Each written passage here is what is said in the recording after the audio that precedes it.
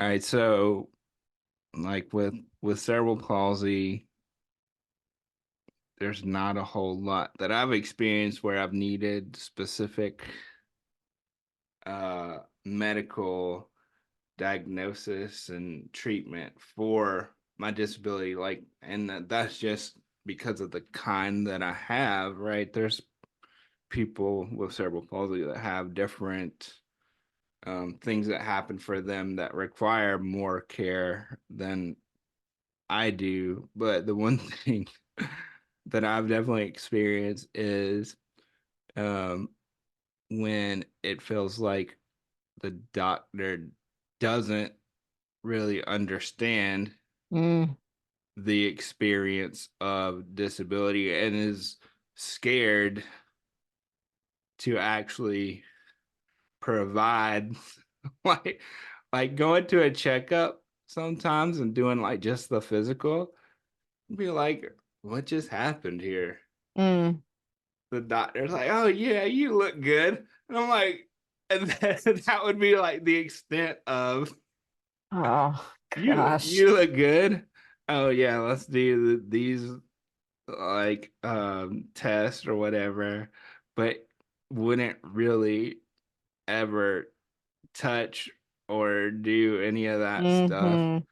And it's just like I think it's just out of fear and not understanding. I mean, I don't know how many classes doctors go to for dealing with disabilities unless it's their Mm, specialization, right? And like I was saying earlier, for me, my specialization would be a neurologist, and I don't really have a neurologist. And like my one, I think for cerebral palsy, it's when you're younger, hmm. you deal with all the things that require all the speciality. Like, so you're dealing with the physical therapist. Hmm. Like I had surgery when I was 3 where they cut my spinal cord. And that dude just retired. Mm. And like it's crazy to see all the pictures. And one of our friends, Nicole, she had surgery from that guy too. And so that's a weird experience sometimes of how when you have that shared experience, you see these kids like that just got surgery, and Hmm. then you got adults that are my age all in this picture. And like when it said, oh yeah, he's retiring after 30 whatever years, I was like, man, that means I was like one of the first people that he was doing surgery Right. Right. on. Yeah, I a couple things with that that feels like really similar is with rare disease when you find someone who is not afraid to work with you because I mean, I personally only want like badass people who are like prepared to go in. Um, Not someone who is treating me like I can't even touch you or I'm scared in any way because that's not going to help either one of us.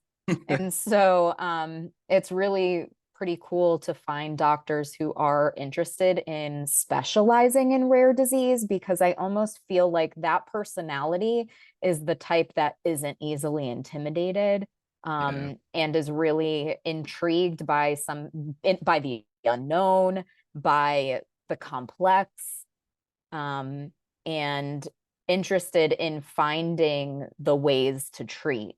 Because even like you said, for cerebral palsy, there would be a neurologist, but not many people go into medicine saying, I'm going to treat this disability complication within neurology. Like you start with, oh, I want to go to med school, then it's like, oh, I'm figuring out what specialty I want, and then it's the idea of maybe you have your first patient with cerebral palsy, and then it kind of just, you become this person that gets referrals.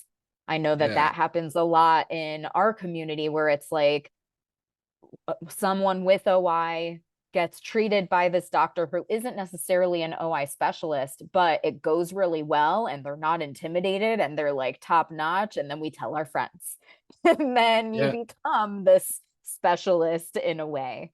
But like you said too, just sometimes we are presented with doctors who just aren't that great. And I would say, like, to me, what makes a good doctor is that, like, willingness to dive in, to not be afraid. But in all of my experiences as a clinician, I've heard many people tell me about the terrible therapist they had this one time, or just as someone with OI, the horrible doctor that had zero bedside manner and all of that.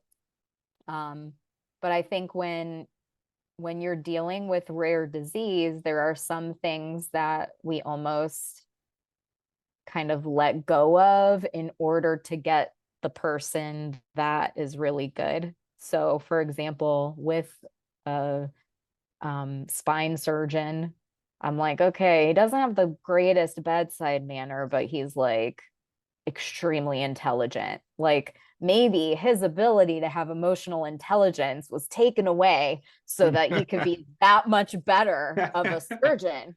And if Yeah. that is correct, then I'm going to tolerate you. But there's also that side where it's like, just last week, I had a doctor ask me if it hurt when my bones broke. And I'm just like, No. I mean, and, and I guess that could be a valid question. Like maybe I don't have the same type of feelings in my bones, maybe. Like, and maybe that's part of the disease they're hoping. But no, that so there's even just like trauma informed and like disability informed ways of communicating with people that I think are so important. And because it causes medical trauma, bottom line, really, like these experiences that we are navigating often from a very young age are Mm. traumatic. I mean, I know that even from a very young age, when I got a felt sense that the person in front of me who was a specialist in, like, let's say, orthopedic surgery, if I got a felt sense that they were intimidated by me, you know how terrifying that is for me? Like, Oh yeah. you're an adult, you are a specialist, and my whole scenario is intimidating you. That's scary. Who else is going to help me? Hmm. You know? Yeah, no, and how many people have that experience Right. where their doctor is intimidated? Um, and that's so interesting about that question of does it hurt when your bones break? Like, what led down the path to think that the answer in some reality would be no? Yeah. And I can also appreciate that it could have been just an inability to like believe that someone could go through the number of breaks that I was listing in my history. She Yeah. was, it could just be like an unfathomable thing, maybe for someone to hear, like, wait, so you've broken that many times and it hurts every time? Like, there's just this, like, what? How is that Yeah. a reality for someone, I guess? And Um, probably in the ways in which you've broken right. bones. Right. But even with that, so this was another thing that it really made me, I'm sitting there in this space. And so this was a dermatology appointment. This wasn't a Huh. an ortho appointment, but they ask for your medical history. And because OI affects the collagen throughout your body, it does impact your skin, your ligaments, things like that. So it is something that needs to be known by the doctor, but even just the line of questioning that was happening was not trauma informed. And then it kind of like lands on me as a trauma therapist, where it's like, do I educate this person in this moment? And then how do I say that? Like, hey, you're not really being very trauma informed by looking at scars that I have and saying, how did you do this? What did you do? Did it hurt? You know, every single scar, we're going to go through a story, and it was more from a space of intrigue than it was from a I need to know this because I'm doing like skin cancer checks. You know what I mean? So it's it's Yeah. interesting. Well, that's a shared experience for sure. The scar Hmm. stories. Like, I'll never forget that girl coming up at the beach and being like, "What's wrong with your back?"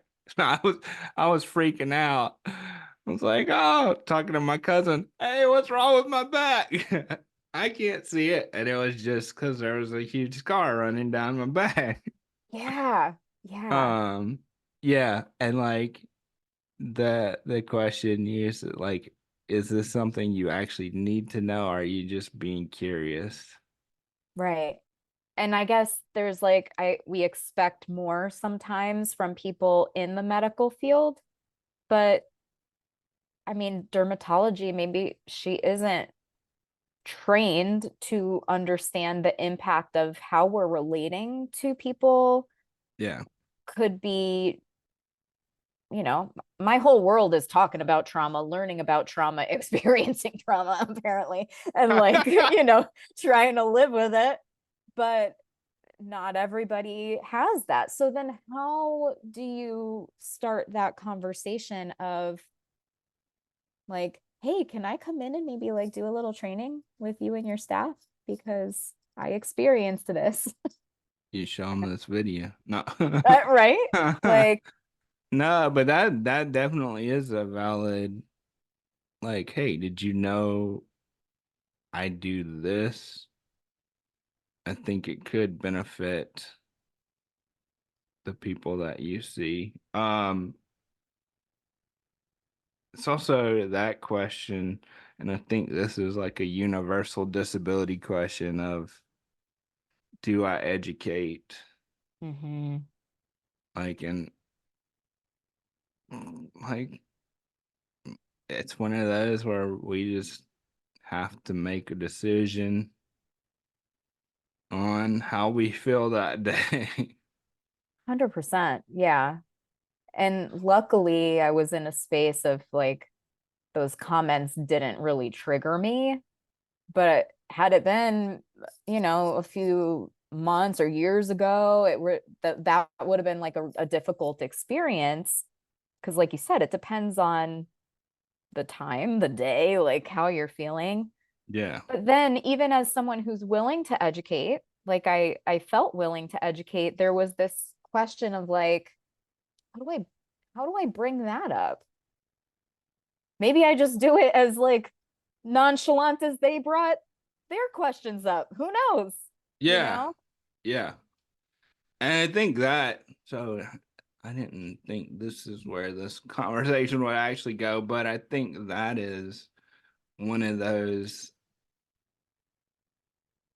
times when you, as the person with a disability, like when you're faced with making that decision for yourself, is when you got to be a little bit of what I would view as the asshole, and being like just as blunt as possible with, hey, just so you know, this is the shit that's happening. Because I think sometimes that showing up in that, like, is that a good place to be all the time? No. And we talk about that a lot, but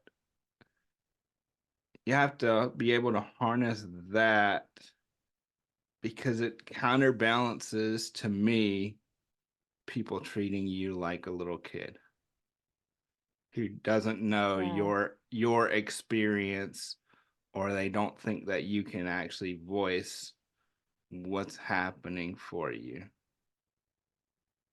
I can see that, but I can also say that my desire to not be an asshole is often what keeps me quiet. So I need to find something that says it's not being an asshole to Yeah. say, hey, um, we're talking a little bit about my disability. I actually do some like trainings and education on for medical providers on how to communicate about disability because, you know, you didn't trigger me today, but some of the questions that you asked could be triggering for other people. So if you're interested in something like that, I think that that could be a good growth opportunity. And I think Yeah. I just found the language that I could potentially use. So, but like that's why I wanted to have this conversation because we get that language by practicing. And how often are we practicing with the people that we work with saying the thing that Yeah. we're wanting to say and saying, you know what, that's not exactly what I wanted to say. I want to say something more like this.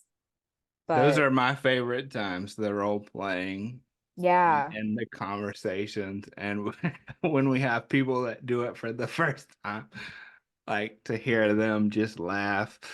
Like I remember one time when we were doing it on Clubhouse and everybody was laughing. so you were good. were our member, and then I was that member's family Oh, member. yeah, that was fun.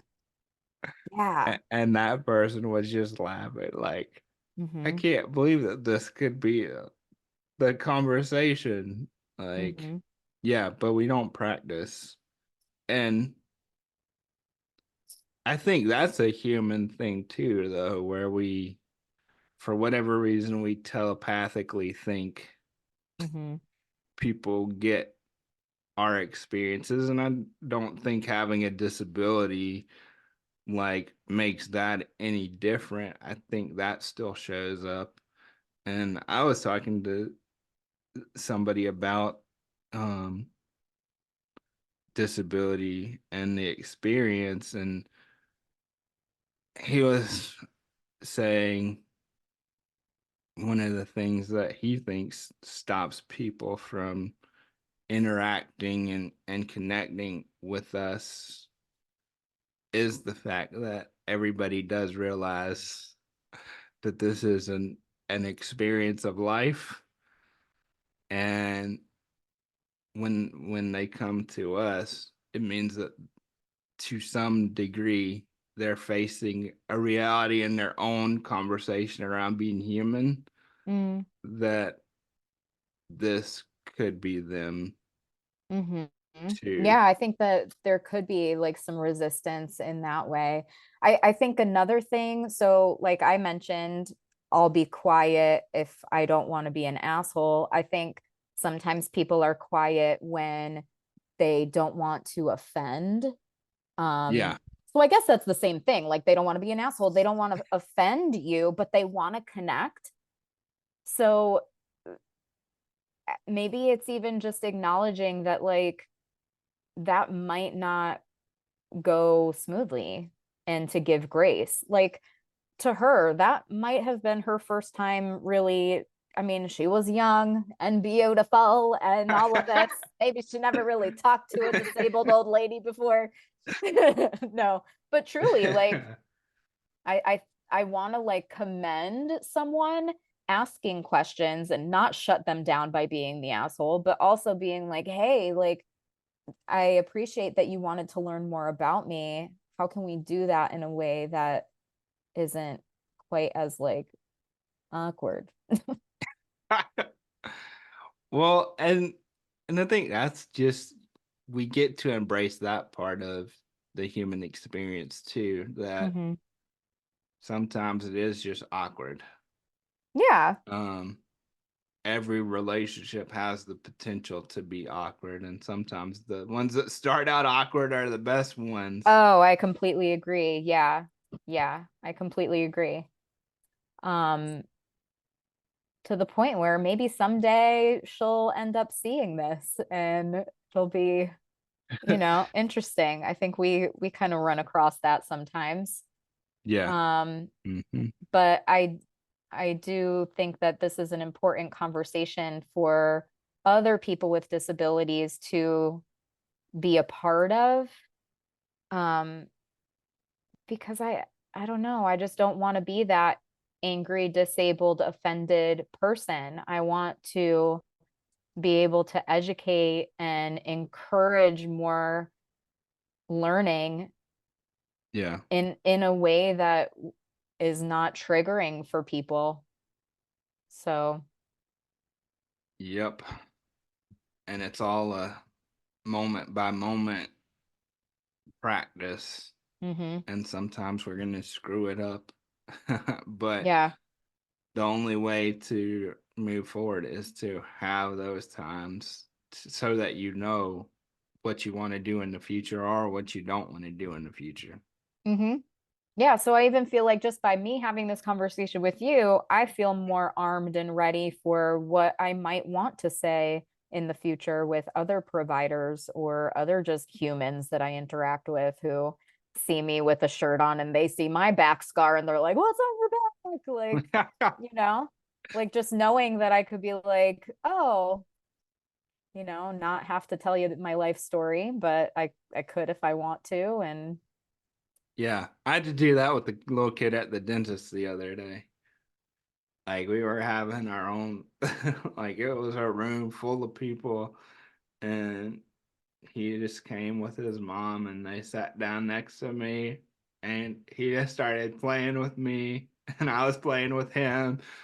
And then I got up and started to walk in, and he was like, "Hey, why do I was you like, walk?" "Wait a minute, what?" Yeah, yeah. Why do you walk like that? And so it's like the whole story of, yeah, sometimes, you know, that's just the way that I walk. We're all made different. So those Yeah. are the best conversations, because you know that purely is out of curiosity and nothing else. Yeah. But I feel like that's how adults communicate sometimes too. And maybe they're just like, I mean, we're all just big kids, Oh, yeah, I agree with that. So it's like, okay, they're just showing up as their kid self without that filter of like emotional intelligence, maybe, or Yeah. trauma informed communication, which not everybody's trained in.